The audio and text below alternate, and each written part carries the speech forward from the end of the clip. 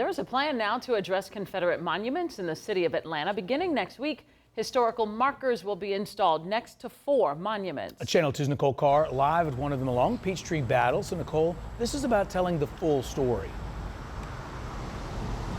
Right, and it started 2 years ago around the time the city started talking about renaming streets. So if you take a look at this monument here off Peachtree Battle, you get the story about the battle. What you'll get on the marker that will be installed beside it is the story behind the battle. I'm so excited that this journey is about to come to an end, though it's really a beginning in terms of a civic dialogue about these monuments. These photos show us how Atlanta's Confederate monuments will be paired by exhibits meant to put the history of slavery, the Confederacy, and the Civil War into full context. Georgia is one of those states where you are not permitted to move or relocate.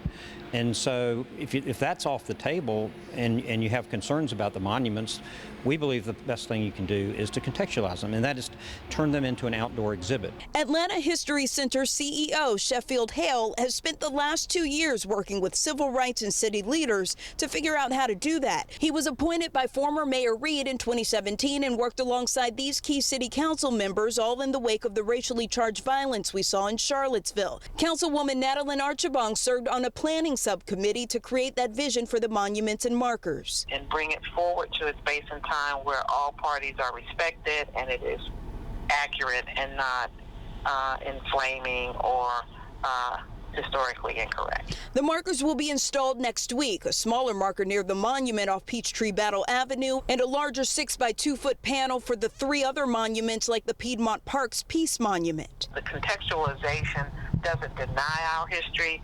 It gives it context and it gives additional level of accuracy so that people can process it. But it's the start of a dialogue, and that's why it's so different from what other cities have done.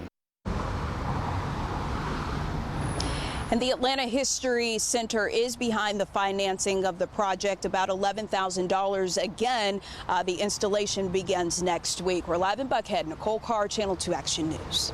The Southern Poverty Law Center says there are more than 1,700 Confederate monuments. This map shows the state with the most. With those, you can see they're in the southern portion of the U.S., from the West Coast to the East Coast. And in some of these states, state law protects the monuments and prevents a city from removing them.